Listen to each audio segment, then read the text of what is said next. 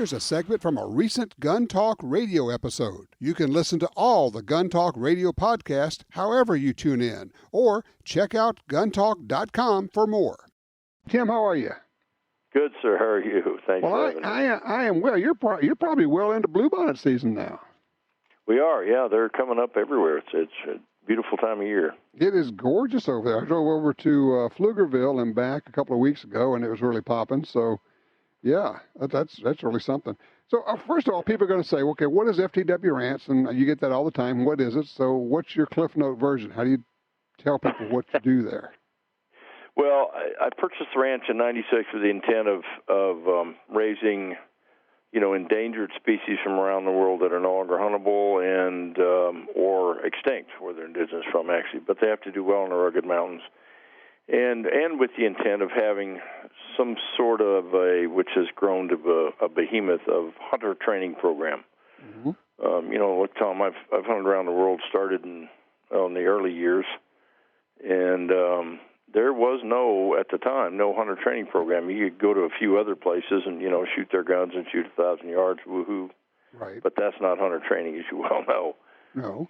So I finally moved out here full-time in 2004. We launched the program in 2005, and that's called the SAAM program, SAAM. And, today it has 35 active ranges and to simulate all kinds of hunting and shooting scenarios. By the way, SAM stands for Sportsman's All-Weather, All-Terrain Marksmanship. In other words, getting out there and doing it. Right, exactly. Oh, you got 12,000 acres. We're talking about like 18 square miles or more. Crazy. Yeah, it's a lot of property. It's perfect for what we're doing with it. All right, so people say, I want to come out there and learn to shoot long range. And then the question becomes, what is long range, right? Right. Well, and you and I think, are absolutely on the same wavelength on this whole deal of it is great fun to shoot steel targets at 1,000, 1,500, 2,000 yards if you can hit them. I mean, that's just a hoot because it's hard, right? Yep. It is. It comes with a lot of challenges and a lot of skill sets required. But yes, Tom, thankfully you and I are on the same page. We're not big fans of this long-range hunting stuff that you see. Look, to be a little politically correct, we call long-range hunting shooting past your capabilities, and that's really an important statement to make. If I'm the world's best shot with the world's best gear and the right caliber to hunt that animal that I'm taking a shot at, your shooting maximum might be 700 yards. Mm-hmm. But we haven't met that person yet, because it is the hunter's job to kill the animal in one shot. I mean, that's their job. And that's an ethical statement. That's an important statement in the hunting world, in my opinion. We get enough bad press. We don't need more by wounded animals. So wait. It's just you said you haven't met the person who can always make the 700-yard shot. I'm seeing people on YouTube that are making shots a lot longer than that. Well, they're doing it generally on much bigger plates. We treat the world as, depending on the animal, as a 6 or a 9-inch kill zone. Okay.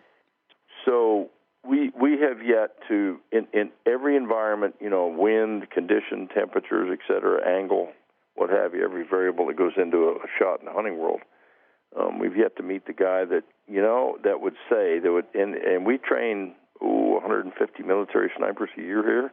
Mm-hmm. We've yet to meet the person that can say, yeah, I'd make that shot every time. No, they don't. We've never seen it. Right. I can't do it. And therein lies the whole point is, are you 100% sure that you're going to make that shot? And here's the thing. I'm just going to tell you, there are people right now who say, I can 100% make a shot at 800 or 900 yards until they go out to your course and try it at different angles, at different winds, at a lot of times, distances where they don't know, unknown distances, and they start doing it and realizing, oh, I actually do not hit that all the time with the first shot. Maybe I can't do that. Right. Well, you take them out to where they do the training, Tom. You've been through the course several times. Yeah, you take them out to where they can't hit, and then bring them back in and figure out where they can. Exactly. If we got a guy or gal that's come in here with a new weapon system and made by somebody, and they were taught that they could shoot an elk at 700 yards. We simply have them shoot a 9-inch plate at 700 yards, and they have to call their own wind. And about the third shot, after they've missed all 3 times, they look around and go, okay, I get it. I got it. I'm a 300-yard shooter. And that's great. And I gotta say, and there's nothing in the world wrong with that. I routinely say, and you got people say, look, I'll take a shot 500, 600, 700 yards, and I say, 400 yards is really stretching me on any given day. If it's all right, if I feel good about it, when I'm behind the gun, I'm sitting there going, okay, I can do this. But there are going to be a lot of conditions where I say I can't pull the trigger on an animal at 400 yards. Yep, absolutely. That's very true. What do we owe the animal? Tom, as you know, let me just add one thing. As you know, when you get here, depending on your optics and your gun and caliber and so forth, we'll build as long as a 700-yard card. Most cards we build are 500. But in any case, if a guy's shooting a 300 Win Mag, 7 Mag, 300 Weatherby, whatever, a longer, capable, still killing energy type gun, we'll build them a 700-yard card simply because if a guy's leaving here and going on a Marco Polo hunt, where last 5-year average on that sheep hunt has been 550 yards. Wow. You better be making 700-yard shots because 550 is sort of a chip shot like any good golfer would make, right? So, but by the time we get done with them shooting at 7, 8, even 1,000 yards just for fun, they get it. They fully get it and go, man, I hope I'm that lucky guy that my average shot's only 500 yards on that Marco Polo hunt. Yeah, because really. it's tough. It is, and then you get into things like time of flight. If you shoot something 800 or 900 yards out there, you can actually have an animal take a step and ruin everything while the bullet's in flight. Right, exactly. It's great. All right, so here's I don't even know how you answer this one, but what do we owe the animal as hunters? Well, I think the right answer is we owe it honor and respect. And if we're going to harvest an animal for food, which we do, it deserves to die instantly. It's that simple. Fair enough. That works for me. All right, here's a question for you. I mean, you got some of the best shooters, best instructors anywhere. You got former SEAL snipers and everything else. How much has equipment changed over the last 15 years, and has it helped? Oh, Lord. Tom, we were just talking about that the other day. It has come in the 16 years we've been running this course. It has come like from jet engines to rocket engines. It's just been incredible. The optics have improved at least 100-fold.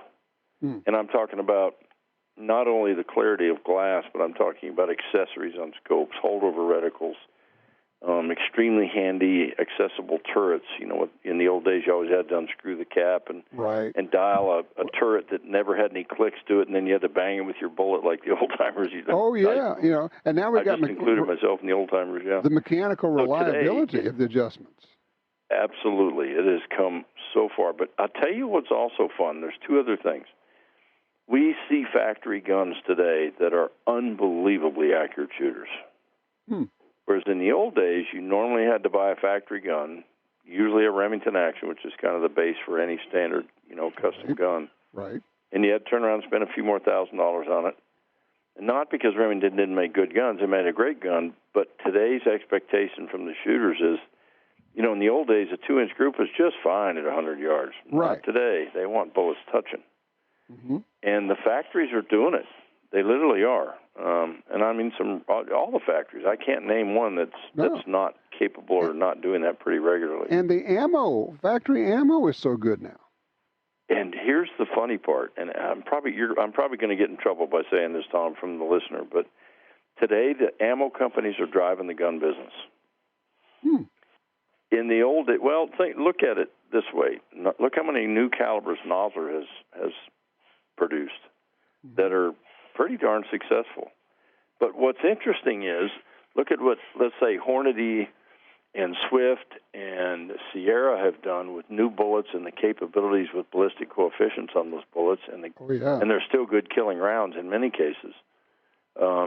good grief, now it's resurrecting old calibers. We're seeing more 30-06s today than we used to see 15 years ago.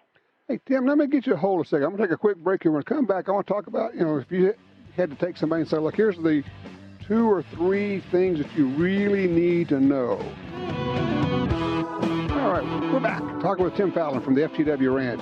Tim, before we get into the kind of the tips you would offer people, we were starting to talk about all the gear out there, and you mentioned cartridges and bullets. We have several new cartridges, and I am, kind of like you, old school, been around, seen a lot of cartridges come along, and when these things started popping up, I'm thinking, oh, God, we don't need more cartridges. I mean, what's the deal? It's like, 6.5 Creedmoor. I'm going, really? We had the 6.5 by 55 for 100 years. Do we really need this? And then you shoot it for a while, and you're going, there really is something to this. They're doing some great stuff these days. Yeah, they really are. And I mentioned Nosler's new calibers. Good Lord, they look at Hornady. Geez, Pete. And extremely successful. Oh, I just got a 280 Ackley improved just because I like the whole idea of it with an 8.5 twist barrel. And you're going, you know what, that'll work. Yeah, technology's come a long way. It really has. All right, so if you're going to tell somebody, look, here's a few things you need to know, whether it's equipment, technique, or a mindset, what are you going to tell them? Tell them, that's a good one. Okay. If you're still talking on the equipment side. No, it could be anything. And I know we used to do this with a drink in our hands, okay? So, I hate to catch you early in the day, but, usually we're having this discussion at the bar. That's okay. But, it's like you go, all right, I'm going to take somebody who's not done this, and I need to say, look, here's a couple or 3 things you need to know about shooting at a game animal at 3 to 4, maybe even 500 yards.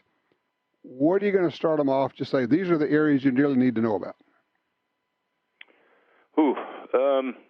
Where to begin? Well, as you know, in the school, it's a crawl, walk, run. That's how we approach everything.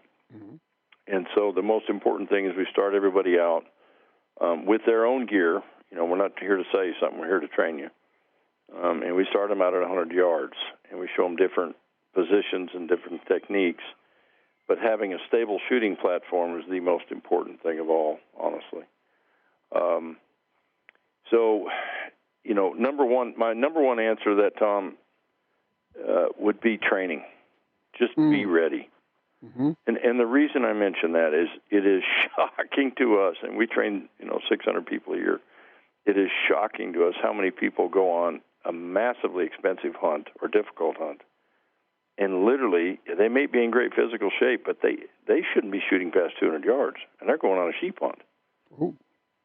And they don't think it all the way through. And so hunt preparation, first of all, booking the right hunt for you, mm-hmm. and thinking in small crawl, walk, run terms, and making sure you have the best gear by asking lots of questions or coming to a school, mm-hmm. and know you're ready. That's the most important thing you can do, I think. Are most people not shooting much or don't know how to shoot? Do they not practice? I'm going to throw out a number, and it's somewhat of a swag. Sure. But there's several rules here from the students we see. Women almost always shoot best. Mm-hmm. Yep. Because they listen. Yes. And they don't have what we call the John Wayne complex. I can't tell you how many times we get a husband and wife in here, and the husband's around rolling his eyes. He doesn't need to be here. He's been there and done that. But women are smart. She's going to start hunting, and she wants to get properly trained. Okay. And by day 2, she is smoking him. I mean, it's almost pathetic. And every shooting school says that exact same thing. Yep. So I think a lot of hunters don't realize the need until they go on a hunt and wound an animal or miss an animal after they've worked for a week trying to get onto that trophy, mm-hmm. and his quarry, and blow the shot. And that's funny you say that, because that's our sales cycle. So, Tom, as you know, we do a lot of the shows, Dallas and, several of the others, Dallas Safari Club. Right. And we'll meet a person who kind of has an inkling in the back of his mind, I'm going on that big African hunt, or I'm going to the mountains. I probably need to get trained. And he talks to us, and then he's like, nah, I got this. I don't need this. Guaranteed, he's in the booth writing a check the next year. because he went on the hunt and blew it. Yeah. And so, it's an eye-opener for people. When I started what I call professionally hunting in 1988 by traveling around the world and hunting, I learned early on that, whoa, I need some help. And I'm prior military, but I still needed help because, being in the military shooting guns and going and climbing the sheep mountains in Alaska is two different things. Sure. Training, and training. And through the training cycle, you'll learn what equipment works and what equipment doesn't. The second thing that we often see is people, what we call trying to haul hay with a Corvette. And so the guy comes in and he's either way under-equipped or he's way over-equipped. And what I mean by that is he's going to take his lightweight mountain rifle and expect it to be able to shoot out to 1,000 yards, and they just normally will not do that. Okay. So he ends up, with a 6-pound gun, which is a great weight for a light mountain rifle. Right. And he's got a whatever scope on it, and he expects that to be able to dial up all the way to 1,000. And most lighter weight hunting scopes will not do that. No, it's not going to hold up, especially not for second, third shot. No, you're right, because the thinner barrels, and they're just going to start shifting after the second shot, typically. Exactly. Yep, exactly right. And that's okay. There's nothing wrong with a 2-shot gun. A very, very accurate 2-shot gun. I've hunted with one for years, because in the hunting world, I hope you don't ever need more than 2 shots. No kidding. At that point, the conditions have changed a lot. Yes, so that's a whole different. Right. And the other thing is, you no longer have to spend $10,000 for the rig that you need. No. You're right. I mean, for 3 to 4, I mean, we're talking about $1,000, $1,500 for the rifle, and about that for an optic, and you're probably okay. Right. Amazing. And the other thing is test your gun for different bullets. So I'm going to leave names out of it. We've got a client here when I first met him. He was absolutely convinced he knew what kind of gun he wanted. And before he got here, we asked him not to go ahead and buy it. Please come here and try all of our guns in the loaner pool first to make sure you like the gun you're about to buy, or the style gun, the type of action and optics and all that sort of thing. Right. And he did, and he regretted it. After about the 5th shot on the range on day 1, he thought, dadgummit, I bought the wrong gun. And he did. So, be careful what you're buying. Again, don't try to buy something you're going to haul hay with a Corvette. And number 2, don't buy a tank when all you needed was a rifle. There you go. So, hey, Tim, I'm about out of time here. I just want to tell people that they want to come see you guys. I would highly recommend it. It's not inexpensive, but it is how you make an expensive hunt pay off, and it goes on for year after year. It is, and besides that, you guys your place is great. You have a lot of fun there, man. We do. Thank you. Thank you, Tim. I appreciate it. It's FTW Ranch. Check it out, FTW SAAM, FTW SAAM. That's the Sportsman's All-Weather and All-Terrain Marksmanship. They will teach you to shoot on game at reasonable distances. It might be 300, it might be 500 for you. But by the time you're done, you'll know what your number is.